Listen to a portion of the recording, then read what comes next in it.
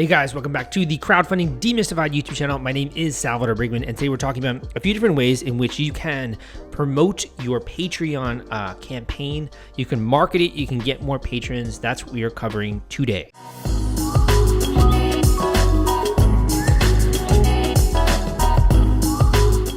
Okay, so in our other video, we talked about Graphtreon, and we also went through a tutorial of how to set up a Patreon page, right?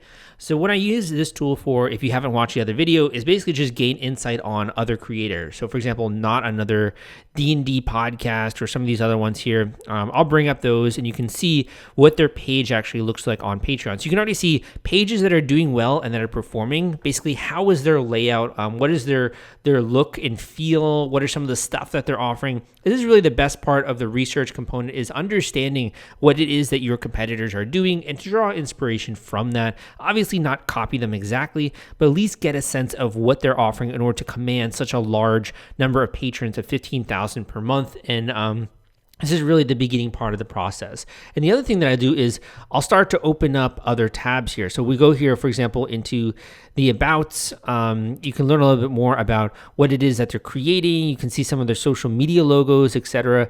And this will give you just some sense of, for example, where it is that they are promoting their own content here. So I'm going to open up one other example that I was looking up here. So this was Doughboys. This was the Doughboys campaign that was over here. You can see just here what their simple graphics look like, and then they have the links to all their different social media accounts.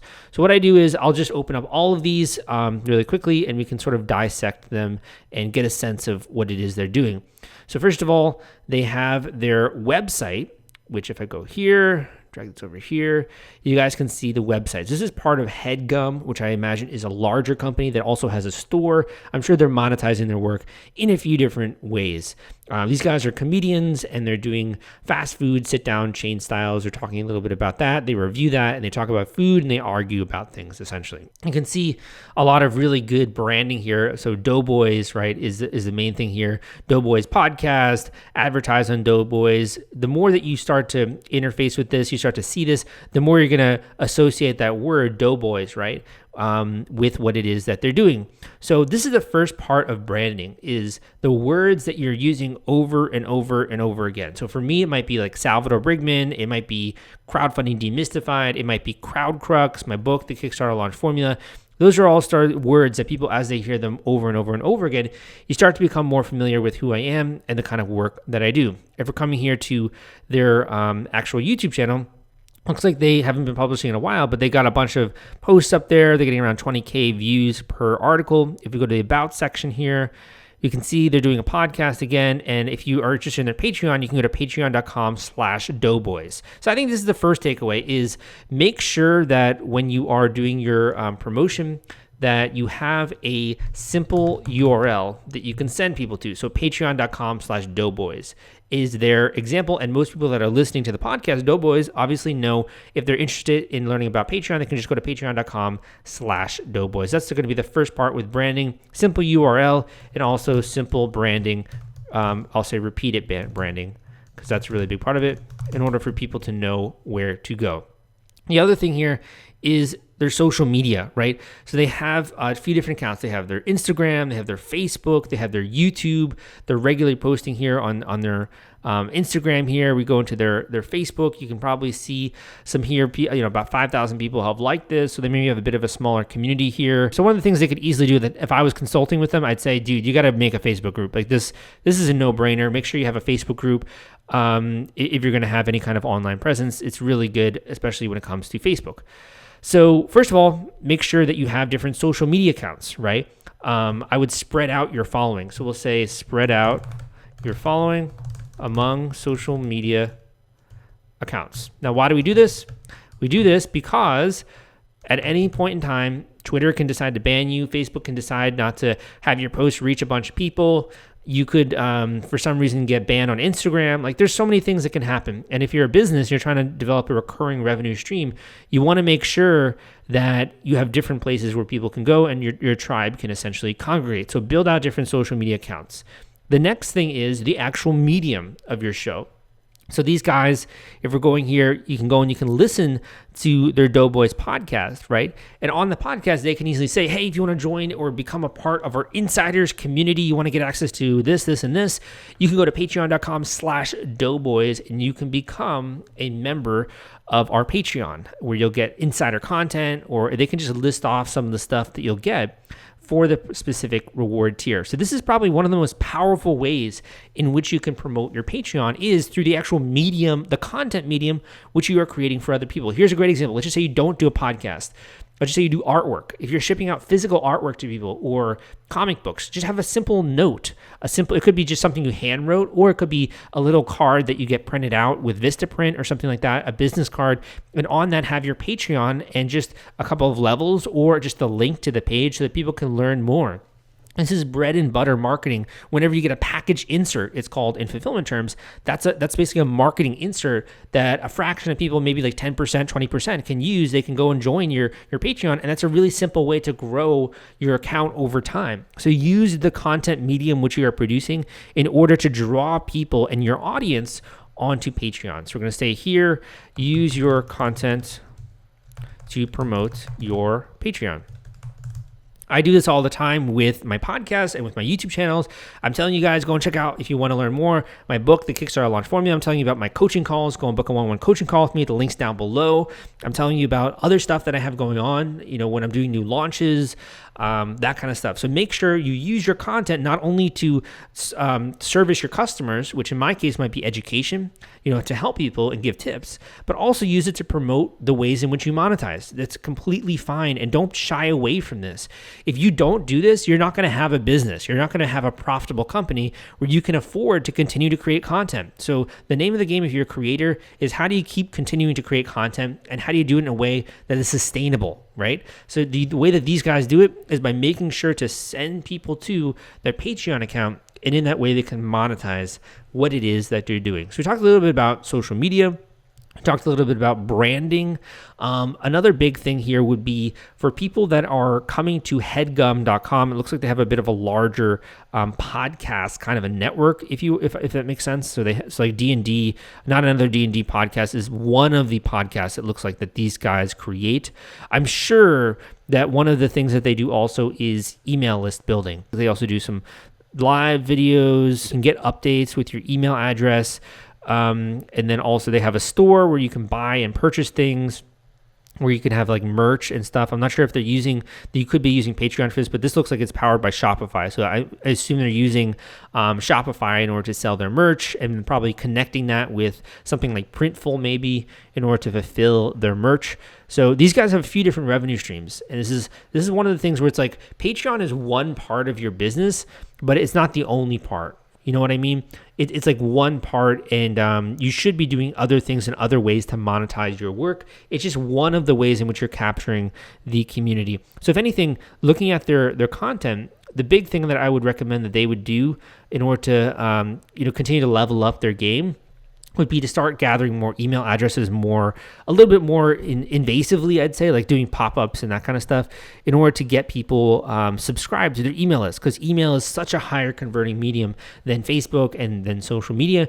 That's really the only thing I can see when it comes to what these guys are doing. One other quick creator that I wanted to talk about is called Blind Wave, and these guys are making videos. So we'll go to their Patreon here. You can go and see their different membership levels. They have almost 10,000 patrons that are supporting them on a monthly basis. And I just kind of want to see a little bit of their community. So we have about 10,000 people, right? And 1,000 posts when it comes to this creator. So they have a YouTube channel, and they have about 500,000, a little bit more than that, people who are on their YouTube channel. So I just did the math. They have about 1 to 2% of their audience that's actually on the Patreon. This means that they have a lot of people who just are interacting with them in other ways, or they're monetizing their work in other ways. So again, Patreon is one revenue stream, which I've been saying at the beginning. But if we're to look a little bit more in depth here when it comes to their channel, they're putting out content really very regularly. So if we go into their videos, I think it's almost like a couple of posts a day. Like this one is an hour ago, 12 hours ago. They're putting out content really regularly to an audience that wants that content. So some of these videos have like 17,000 views, 52,000 views. So they have a Twitter, they have a Facebook, they have, I believe that's a live Twitch. Yeah, Twitch. They have Patreon and Irwin. I'm not sure what Irwin is. I have to look that up. But they have a few different ways in which they're capitalizing their audience, right? So Twitch, obviously, live streaming, one of the opportunities they can have to continue to kind of extend their brand and have people talking and to send people to Patreon. And also then Patreon, you go into their website, they have a little bit of a supporter on Patreon here, become a patron. This seems to be a little bit more like not super in your face, right? I'm sure they mention their Patreon on YouTube and they mention it within their content, which is one of the boxes that it ticked. And also they do have their shop, kind of similar to these other guys. They have some other things here. So this is, again, a Shopify store. So they're actually doing most of their sales on Shopify, while Patreon does allow that. It looks like most creators are using Shopify actually to do that. If you haven't yet, go and check out my video on Shopify. That's a really good one as a tutorial. You can see some of the other information when it comes to what they're offering here, some early access content, etc. But the main thing here is their audience, they already have a big enough audience that even only 1 to 2% of it becoming patrons is a huge deal to them and is creating significant revenue. So kind of like I'd say one of the strategies here is just to build your overall audience, right? Using audience building techniques, which in this case is putting out quality content, positioning the content, thumbnails, titles, regularity, making sure that they're creating stuff that's trending, that's on people's minds. That's really where they're getting all of their subscribers from, is making content that is in demand. They're continuing to push people to these different mediums and to these different formats, and thus they are continuing to grow their Patreon account. You can see some of the other levels here where one of them is a sponsorship tier, and this is $250 a month. There are 3 remaining, and there are 5 individual businesses that are basically supporting at this particular tier. Now, to me, that's really freaking low, dude. Like, I think they should be commanding a hell of a lot more than just $250 a month. Look at this. Blind Wave is sponsored by Patreon by Keyboard Junkie. This is the only person that they have here listed on this video. So I just assume, just based on what we're seeing here, 5 businesses will be recognized as their sponsor at the end of every video. So probably they only have 1 person who's sponsoring at this tier. I don't know. It just, based off of what I see here with their most recent video in August 22nd, they only have 1 sponsor here that is listed. So they have a lot of opportunity to sell more sponsors, particularly if they're getting 20K views per video. And they're putting out videos regularly, like almost every single day. I think that's like peanuts what they're getting for that. So they could probably consider focusing a little bit more on promoting the sponsorship tier, which is available here on Patreon, right? But it seems like most people are probably supporting around the $5 to maybe $10 per month. And they also have integration with Discord. So they're really involved when it comes to that. So the big takeaway here is not just build your own audience, but sell your higher tiers. It takes a different sales strategy to sell a $250 per month tier versus just a $5 per month one. A $5 per month one, you can just say, I have a Patreon account basically, and here's what you're getting. And people will be willing to try it out, particularly if they already like your content. When it comes to $250 a month, if a sponsor, you really have to educate them in terms of how many views are your videos getting on a regular basis, how many videos are you producing, who would be interested in reaching this audience, right? And doing a bit of audience of a potential sponsor outreach. That is what can get you a lot more sponsors when it comes to videos and what these guys are doing. They have a way bigger audience than I do. So, I'm just obviously providing some thoughts there when it comes to that. The other stuff is one of the hallmarks, or one of the things I've noticed with a lot of these accounts, is the marketing is very off. They could do a lot more in the way of marketing, I think, in order to get more of their community. So it's not just like 2%, it's 5% of their community is on Patreon. Other things like pop-ups, what you mentioned before, there's so many things that they could be doing a little bit more in order to draw more attention and to get more people. So one thing I do like here, this support on Patreon. But again, this could be a lot better designed. I just think there's some real simple stuff they could do in order to do this. I do like how they're having this almost this content locker, it's called, right? Where you can't access this in order to see here. So they are doing some great stuff. Obviously, they're doing well. But even just say to get it to 5% of their community, that would literally be a twofold jump. That they go from 10,000 to 20,000. So if they just made a very simple conversion tweak that got more people signing up, literally just from 2 to 5%, that would double the amount of money that they are making. So when you have a big account like this, it's not so much getting more people, it's how do you improve conversions, because improving conversions can literally double someone's income overnight if you do it in the right way. And I'm just going to add a few more tips here aside from the research that we've been doing. So first of all would be SEO. Think about your keywords, because the keywords are what people are going to search for when they're pulling up your Patreon page here and they're trying to search for you here. They're going to be typing the keyword into here, and you want to have something that's very easy to identify and easy to pick you up. Number 2 would be having good graphics. Good graphics are going to put you head and shoulders above other people. Don't skimp on graphics. You can hire someone off of Fiverr to do this for you for $5 or $10. Do not skimp on graphics. You can also just use Canva, like I mentioned before, have a really good, simple graphics. That's going to put you head and shoulders above other people. In terms of other Patreon promotion, tease content. I like the way that this other company was teasing content and using a content locker in order to get people like, hey, I want that thing, but I can't have it. I have to sign up for Patreon. Oh, okay, I see. This is how this works, right? So you can also tease content in order to get people onto your page. Another thing I would say would be think of different audiences that you can sell to. So audience segmentation, it's called. They're doing that. They're starting to do that with sponsorship tier versus normal tier segmentation. This is going to be another way that you can start to promote. So you'll promote to one audience, for example, just doing the $5 per month. You'll promote to another one for $250 per month. So you'll almost be segmenting your audience in that way when it comes to Patreon. The other thing I would say besides social media would be email list would be another big one. If you aren't yet, live streams would be great for depending on your content medium, or if you are doing a different type of content medium, think of what could be like a similar kind of thing for you with live streams, maybe doing a Facebook Live. You don't have to be on Twitch or something like that. Another would be an alternative group. So this could be like a Facebook group or a forum of some kind. And then finally, we were talking about package inserts, right? If you're selling something physically, you're selling an e-commerce product the way that these guys are. You're selling. You have another store of some kind. Package insert. We'll say actually marketing package insert. And I'll give you guys one more. Let's see if we can get one more here. Just looking at some of the other accounts besides social media, besides email list, besides PR and mentioning and putting your content. The big one that I think is missing here is the lifetime value of a customer. And we're getting kind of business oriented here, but just stay with me. Let's just say someone signs up for this membership tier, and over the course of a year and a half, they are a member, or a year they're a member. We'd have to kind of get a sense of that with the analytics behind the Patreon account. But let's just say it is a year, right?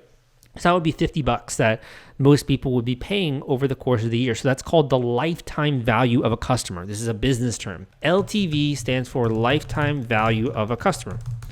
And that's really the money that they're getting over the lifetime that they are a customer, right? So for this one, it could be $50 per year. That is the lifetime value of the customer. What you do then is you work backwards and you say, okay, what if I could acquire a customer for $25?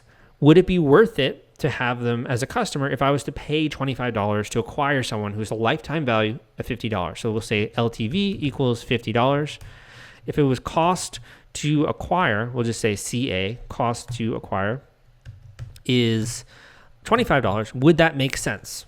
And I think anyone in the rational mind would say, yeah, that makes a lot of sense. Pay $25 to acquire a customer whose lifetime value is $50. It might not pay back initially, but within 6 months, it would start being a profitable investment for you. And now let's just say it was even better. Would you be willing to spend $5, right, to acquire a customer for $50?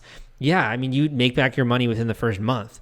This is really starting to think about more of a business owner. And the reason why I'm pulling these numbers out is you can then start to run Facebook ads. So I don't know if these guys are doing it. We could do a simple check, but I'm just going to assume they're not, just for the sake of this example. they could start to run Facebook ads to their community.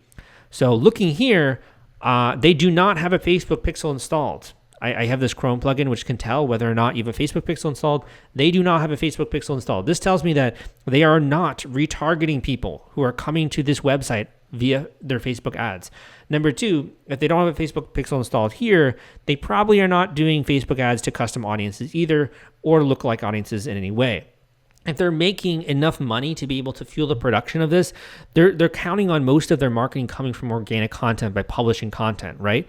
But one of the most unexplored niches here is running Facebook ads. Yeah, their shop doesn't even have a Facebook pixel. So this is a really big opportunity we just discovered, which would be to run Facebook ads.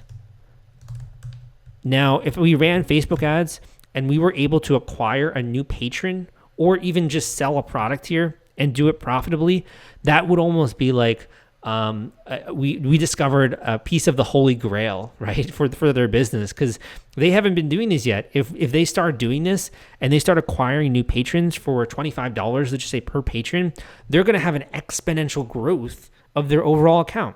Same thing with their Facebook store. Their Shopify store here. If they were to start to run Facebook ads and they were doing it profitably, and the people that signed up and got a notebook or they got a ceramic mug, they then joined the Patreon, and there's a special way that they could, track that, then that would be a robust and consistent way to grow their account.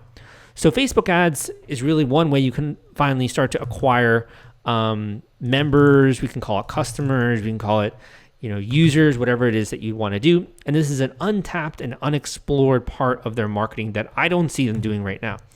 So this gives you just a very simple idea of some of the promotional techniques you can use very quickly.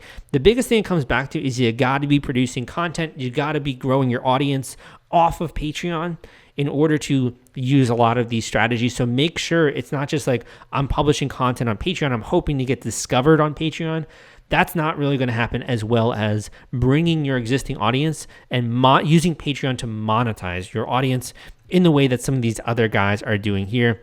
And that's really a great way. So I hope that this video, I know it's a little bit longer, was helpful for you, gave you a few ideas when it comes to marketing your account, and hopefully get you some more money in the door. I got a lot of other great videos out there. Go and check them out. Come subscribe to this YouTube channel if you want more content just like this. I also got podcasts. I got a bunch of stuff out there when it comes to teaching about crowdfunding. You can go and check out the links in the description, and give me a thumbs up if you liked this video. My name is Salvador Briggman, and I will see you next time.